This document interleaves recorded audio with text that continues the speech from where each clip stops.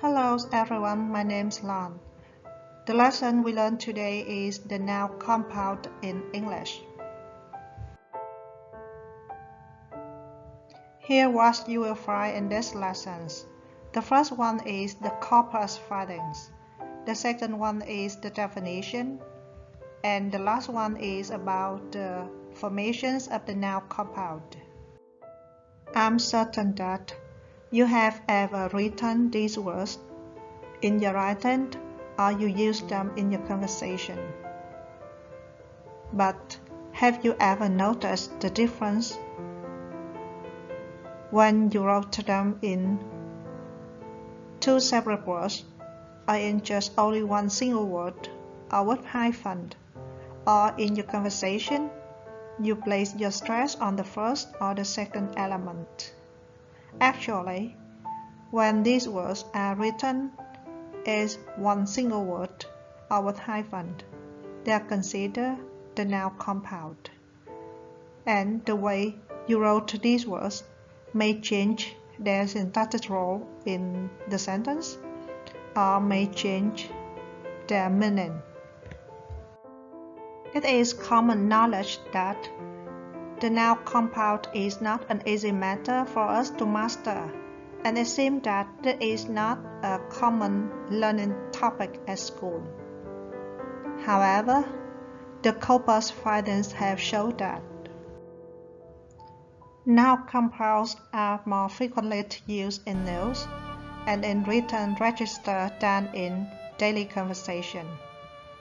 And when you look at these figures, you can see that it is used about 63% in news and around 40% in written register.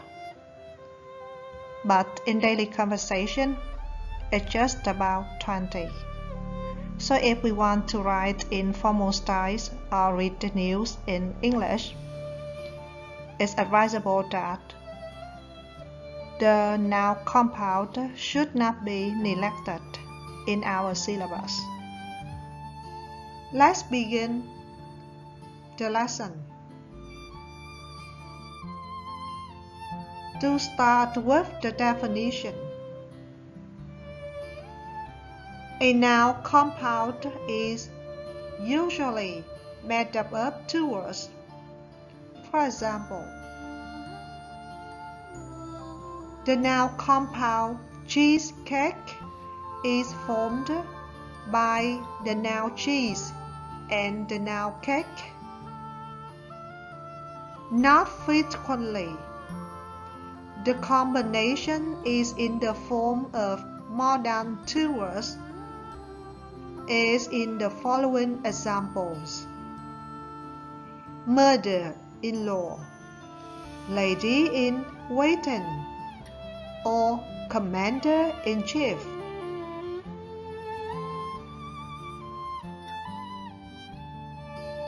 As an English idiom goes, don't judge a book by its cover. We can apply the meaning of this idiom to the case of the compound noun. The meaning of the compound noun is not the same as the meanings of each element in the combination. For example, the compound noun lady-in-waiting does not mean the lady is waiting for somebody or something. It is a woman who looks after or serves somebody else in the role of an attendant. Or the noun compound bluebell does not mean the bell in blue color. It is a small plant with blue flowers, often grown in the woods.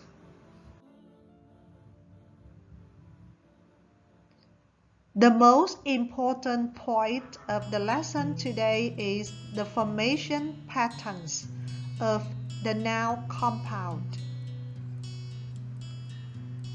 The noun compounding process is highly productive. I hereby suggest to you some major patterns of the noun compound.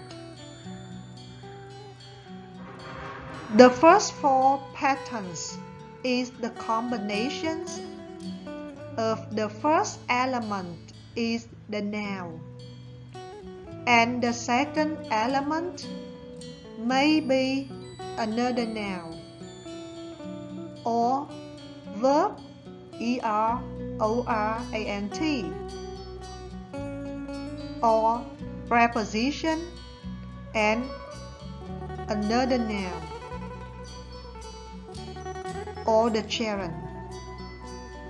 In this combination, the first element tend to be the modifiers of the second element.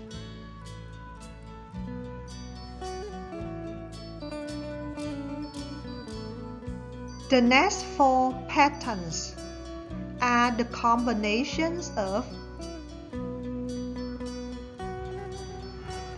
the noun self and noun is self-control, or adjective with noun is the blackbird, or the verb base with noun like cookbook,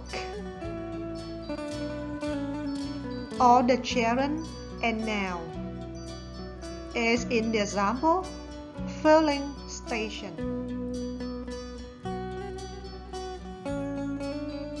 The last two patterns of the noun compound comes from the two verb verbs. The element of the two verb verbs, that is, the main verb and its particle, can be combined together to form a noun compound in English. For example, handout, go between, downpour, or output. These formation patterns of the noun compound can help you to create your own noun compounds in your writing.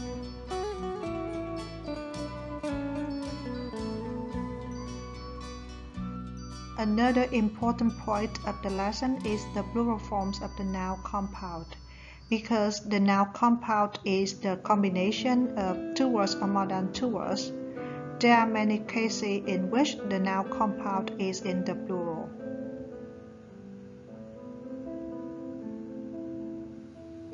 The first case is the first words in the noun compound being made the plural. For example, ladies in waiting. However, with the noun compound lamppost, it is not the case. This now belongs to the second case. The last word is made plural, like suitcases or handouts. And in a few cases, both words are made plural, as men drivers.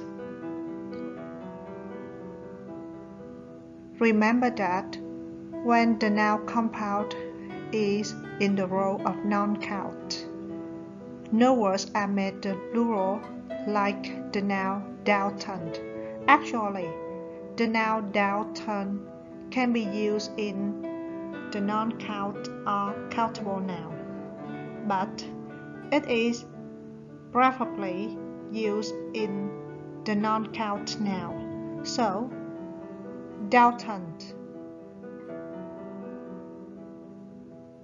No form in plural. So how about breaking? Can you guess? How can we make breaking plural? Yeah, it belongs to the second case. The last word is made plural, and the plural form of break-in is break-ins. Among these four cases, the second case is the most common in the plural form of the noun compound. Another point of the noun compound we should take into consideration is the way it is written in English.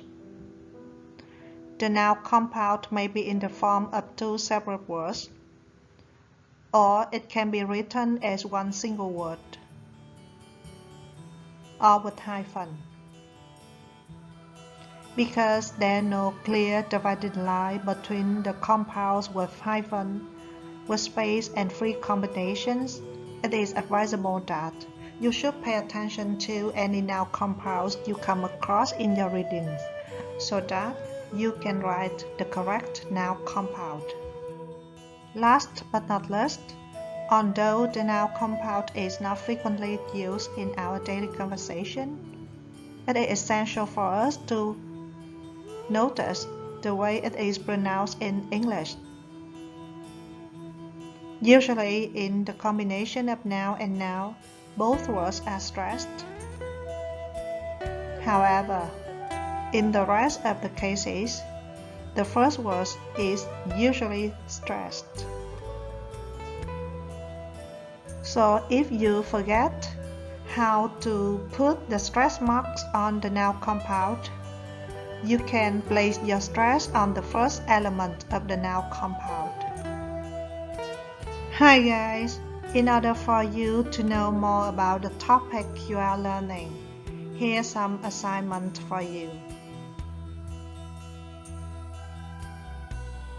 I strongly recommend that you should do some researches on the comparisons between noun compounds and noun phrases in the sentences, and try to find out as many noun compounds as possible in their formation patterns, so that you can make your own noun compound in your writing.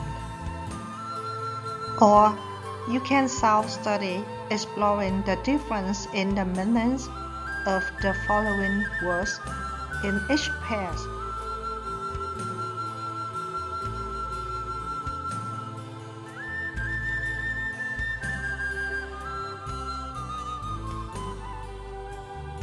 Hopefully, with the assignment, you can know more about the noun compound and you find that the topic somewhat useful and interesting. That's the end for today.